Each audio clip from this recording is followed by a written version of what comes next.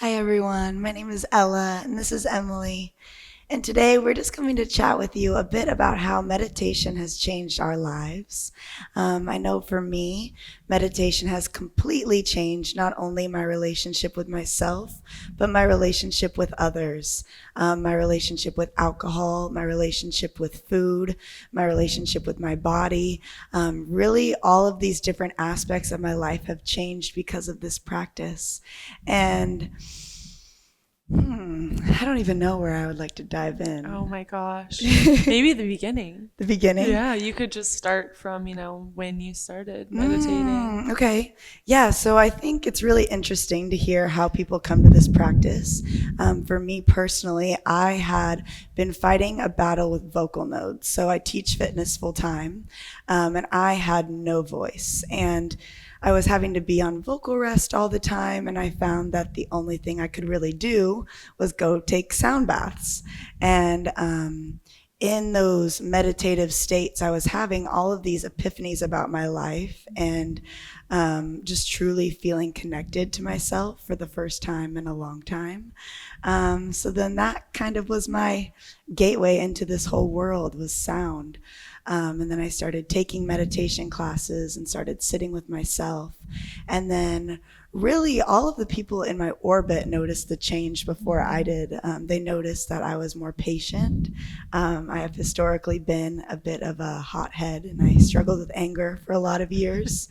And what I think meditation also helped me do is give myself grace, because as you sit with yourself, you're able to look back on everything that's gotten you up until this moment. And so for me, there was a lot of childhood wounds that needed to be healed and still are healing today.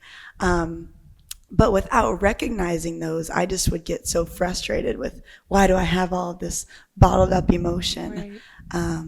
And so meditation helped me see the wounds and then help me heal them as well.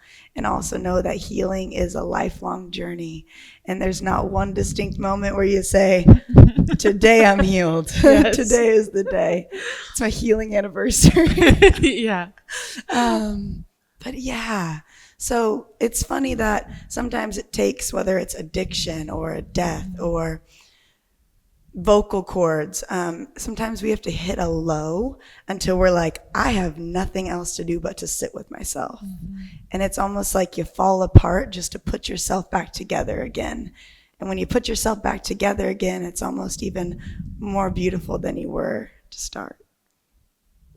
So that's Yeah. how I feel about Wow. meditation. Yeah, I think we have similar journeys in regards to this practice, but for me, it definitely started with my yoga practice. I started doing yoga when I was probably 15, and then that was kind of put on hold. But through yoga and meditation, I, felt like I could kind of escape my anxieties and worries for even if it was just for 5 minutes. And like you said, it's funny because then you kind of go through life and then life gets crazy and busy, and then all these things start happening, which brings other things to the surface, other anxieties, other depressions. And so for me, I really, really started kind of diving in probably in my early 20s, and when you hit those low points, you can either decide to rise above that or it's kind of succumb to that. And we all have that crossroads, right? Of, you know, how am I going to handle this adversity? And I think a lot of people use different things, like whether it's substances or addictions or relationships, to kind of numb those things. But I think when you really meditate and sit with those things, then you begin, then the healing really begins, like you were saying. And so once I really started to get into my practice, a lot of childhood wounds, like you were saying, came up, and I began to realize that I had a lot of stuff that I needed to kind of confront and not run from. I was running from a lot of different things. And once you confront those things, then you can really begin to open yourself up to love and compassion and grace, like you were saying, and kindness, not only for yourself, but for the people around you too. So that's why I think that one of the beautiful things about meditation is that you don't have to do anything. All you have to do is sit and be with yourself, which is, I think, the greatest form of self-love. Yeah. Something you just said triggered something in my mind, that I've realized that as we connect with the child within us and do inner child work, it's really helped me see the child in everyone else. And whether it's like a stepdad or an adult, I never saw a child in them before meditation. Yes. But now, when someone's angry at me, or when I feel like someone's projecting their emotions onto me, I realize it's not about me. Yeah. And there's some little boy that feels unseen or hurt inside of him. And so I feel like it's not only powerful just to learn about our own inner child, but to know that there's an inner child inside everyone. Definitely. And it really helps you. Yeah. Just, you automatically give them grace. It's not like something you have to even intentionally do. Totally. When you see that there's just that little girl or little boy inside of them that doesn't feel seen or heard or loved.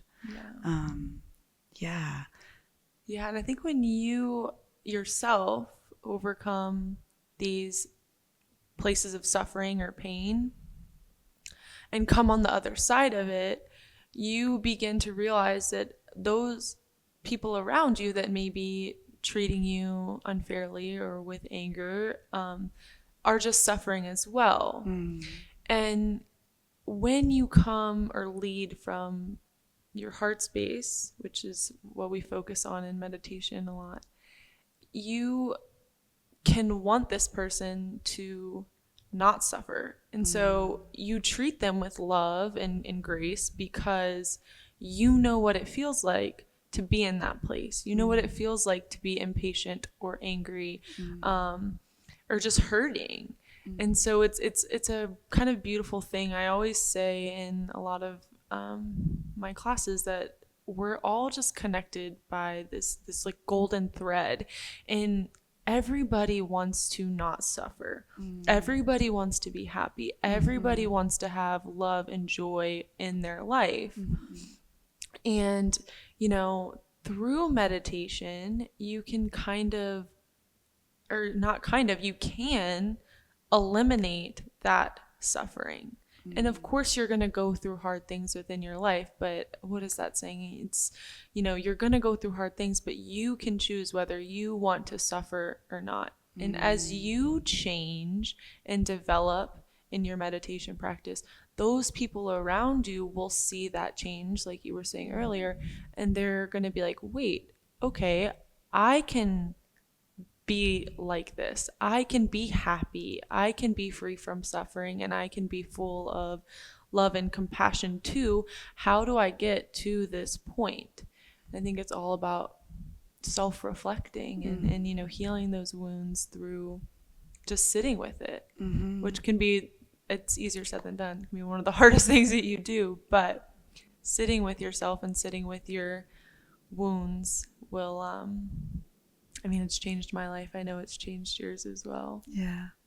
There's this thing I like to talk about called the I'll be happy when syndrome. Fill in the blank. I'll be happy when I get a house. I'll be happy when I have X amount of zeros in my bank account. Yeah. I'll be happy when I get this car. I'll be happy when I get this relationship. And the thing is, we wait for these things and then they come. And a lot of times we feel the exact same. We still have that like aching feeling and that just overall dull sense that something's missing. And that's why happiness and true contentment is really an inside job. And truly what's going on outside and around you externally should not have such a deep hold on your happiness. Because at the end of the day, meditation teaches us that our home is our body. And so that if you can create enough space and slow down enough to just connect, you are home and you are safe and you do have everything you need. Totally. But we move so dang fast, right? We have so much input coming at us at all angles. We have the TV screen and the computer and the phone and the calls and FaceTimes and now Zooms. And if you don't intentionally set aside that 30 minutes or 20 minutes or 5 minutes, it's almost like life just grabs you by the hand, is like, come on, Emily, I'm taking you today. But yeah, and so it truly is an inside job. Yeah, and I think just with all those distractions comes just more, you're clouding your mind more and more. And I know you've said this personally when we've talked, but for me, I feel the clearest headed I've ever felt in my life with meditation, because you kind of, it's almost like taking that computer screen and just clearing your entire history. Yes. You know, starting your day sitting clear-headed, not thinking about anything, not trying to do anything, it just kind of eliminates that cloudedness. And then you can move throughout your day in a clear headspace. So instead of feeling like you have 1,000 things flying at you, you are able to mindfully go through your experiences and not just react, but think about what you're doing. So even if, you know, maybe that's increased productivity at work, or maybe with your relationships, you're able to handle conflict in a clear way instead of just reacting with anger or hurt or shame or however you're reacting. And so I think just in a day-to-day standpoint too, it has made my days so much easier. And how I handle conflict too. I mean, Oh my God. it's just, I was the same as her. I used to react in a way of anger and just kind of outlash with those around me. If someone didn't do what I thought they should do or what I wanted them to do, it was just an immediate angry reaction. And now I can kind of step back and be like, okay, well, let's see what's actually going on here. Is this about me? Or maybe this person's going through something, or maybe, you know, I need to reflect on what I'm doing on my end, and I can actually just clear-headedly think about, okay, this is how I'm going to react, instead of, and it just becomes instinct, you know? It's like there's this stimulus, like the thing that kind of makes you mad or makes you want to react a certain way. And you have to insert this like tiny little 3 seconds of space to decide, do I want to let my old patterns determine how I respond, or do I want to choose differently? And it's like that 3 seconds that makes all of the difference, because otherwise the past patterns are like, Jesus, give me the wheel. Yeah, You know? truly. Yeah, and Yeah. I think just for me as well, you know, I think what really kind of like put my meditation practice in drive was, I remember talking to someone, and you know, I've struggled with anxiety and depression since I was like 6 or 7. And I remember just thinking, like, right after college, I felt kind of that anxiety kicking back into full gear. And I remember talking to someone, and they were like, I was like, does this ever get better? Will I ever feel like okay? Will I ever feel not anxious? And I remember this person just saying, no, this is just gonna have to be something that you deal with the rest of your life. And I remember so clearly as it was yesterday, just being like, no, I am going to fix this. I don't know how, but I'm going to fix this. I'm not accepting that answer. And, you know, as it wasn't easy, but as I started making my meditation practice more consistent, you know, you begin to change, and it's like you don't even see the change until it just happens. And you're like, wait, I'm waking up. I'm happy. I'm moving throughout my day without having these thoughts that I used to have, or obsessing over things, or, thinking of every single worst case scenario that could possibly happen, or irrationally thinking about, any given situation that I would be in. And so I think that's another thing that I really wanted to go into, is that, you can really help your depression and anxiety, or aid it through this practice. Because when you're quieting your mind, you're not thinking about the past, you're not thinking about the future, you're just thinking about the present, because that's all that matters. That's all you can control. And as you continue to do that, you'll create a habit, so that the brain just automatically goes into that mode. Okay, I'm present, I'm here. Doesn't really matter what's happening a year from now, or 6 months, or 2 months, or a day. And it doesn't matter what happened in the past, because that's gone. All that matters is this exact moment. That's so good. I think too, as we begin to change and we don't realize it, because it's just something you're doing every day for X amount of time.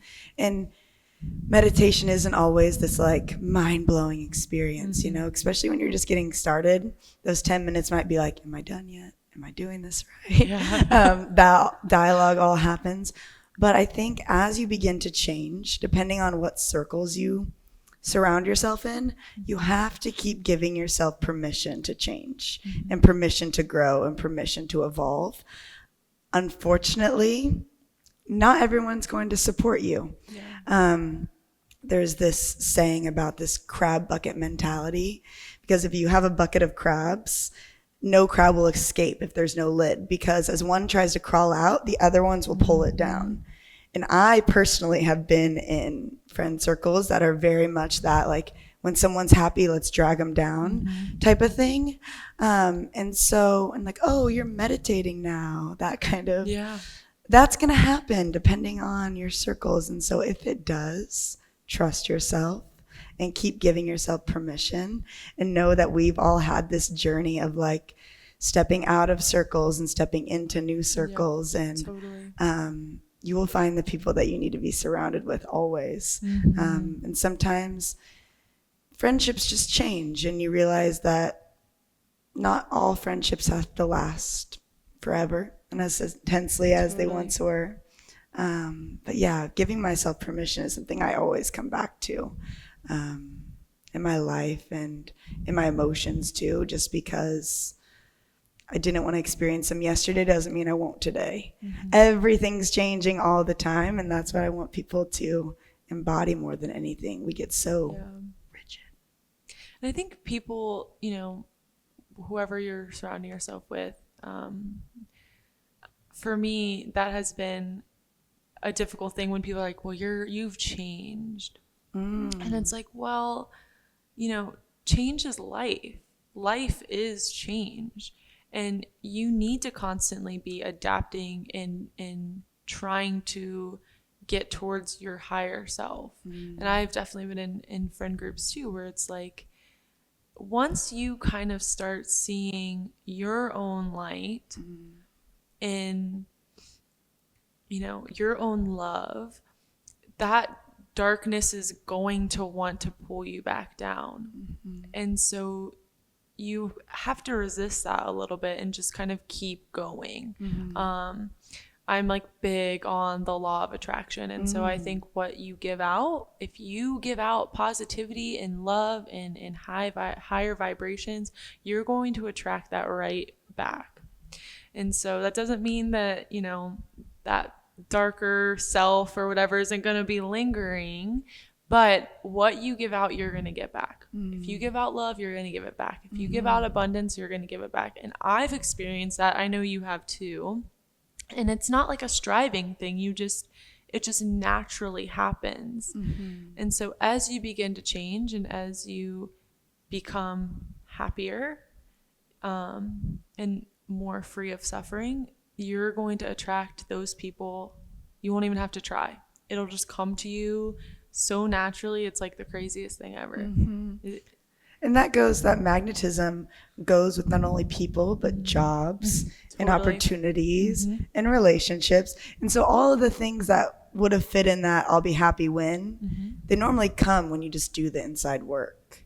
It gives me goosebumps because that always happens to me, at least personally in my life. When I do the inner work, the outer things just seem to appear. And you don't have to. It's really abundance versus scarcity in my mind. Yeah. Like when I think abundance, those people are magnetic. And abundance has nothing to do with what you actually have.